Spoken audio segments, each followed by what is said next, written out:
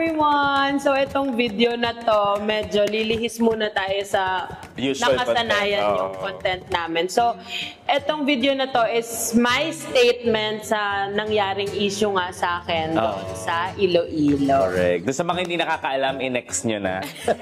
Sa mga hindi alam yung issue ko, skip nyo na, huwag nyo nang alamin. Wala to. Wala na to, hayaan nyo na to. At saka deserve din ng mga taong sumusuporta sa'yo, sa atin, na marinig din yung side mo. Yes, para din sa mga taong walang sawang mag-message siya to assure me. Yes, maraming salamat. So, eto na.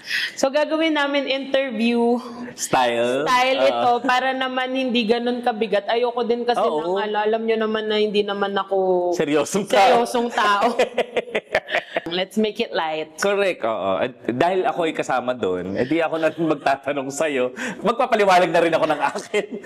Of course, Kevina is here. Simulan natin. Okay. Para sa mga hindi nakakaalam, paano ba nagsimula yung pangyayari sa Iloilo? Okay, so nag-start kasi to na nasa Iloilo kami, nagbakasyon kami doon, and then nagpunta kami sa coffee shop na to.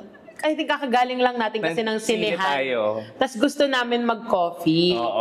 Tapos wala nang bukas late na. Wala nang bukas late na. Yun na lang ata yung bukas. So sabi natin, try natin kasi wala naman ito sa Manila. So tinry namin. Tapos umorder talaga ako ng madami. Kasi ganun talaga ako. Pag kumakain ako, o-orderin ko lahat ng mga nandun para matikman ko lahat. Tapos honestly, hindi po talaga ako nasarapan. And opinion ko naman po yun. Hindi mo naman sila wag puntahan? Hindi ko sinabing wag puntahan. Hindi ko sinabing magsara kayo. Ganun. At saka, about doon sa pagmumura kasi. Yun kasi yung inaano nila sa akin.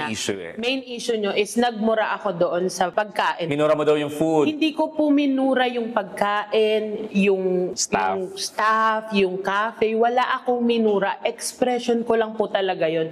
Well, gets ko po sa mga hindi nakakagets ng humor ko.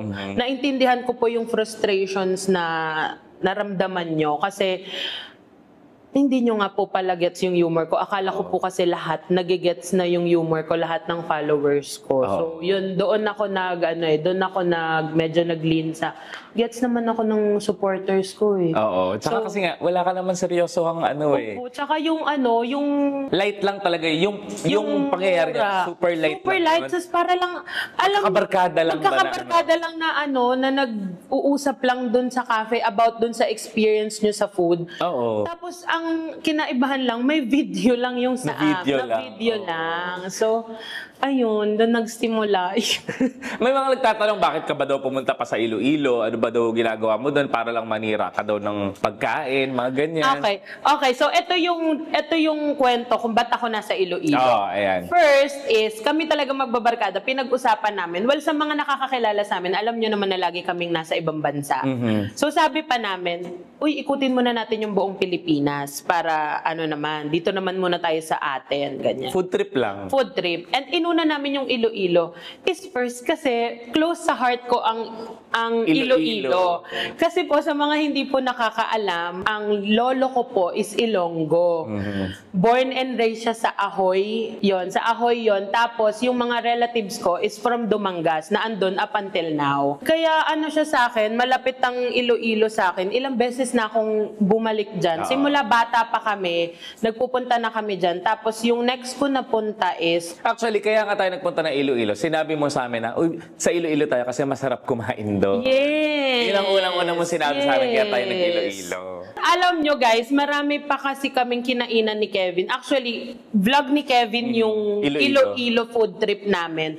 So, hindi niya pa kasi na-upload. Kasi nga, ito gawa nga nung nangyari na to. Pero nandun lahat ng food trip namin, guys, nasarapan nga ako sa pagkain nyo. Tsaka yung pangyayari niyan, hindi naman yung buong Iloilo. Hindi yun. Wala nga yun sa mga vlog natin eh. Ang nangyari kasi is nagalit sa'yo is kasi binastos mo daw yung tradisyon nila, yung culture nila. Yun pa, yes. Parang ang nangyari kasi, isang Manilenya na pumunta sa isang probinsya na nilait yung produkto ng probinsya. Parang ganun yung nangyari, which is hindi naman talaga. Hindi po ganun yung mini-mean ko doon sa video na yun. Ano lang po yun, hindi lang talaga ako nasarapan and hindi ko po kine-claim yung sarili ko na food vlogger, food critic. Literal na nagpo-food trip lang po ako tapos sinasabi ko lang po yung opinion ko. Yun lang naman po.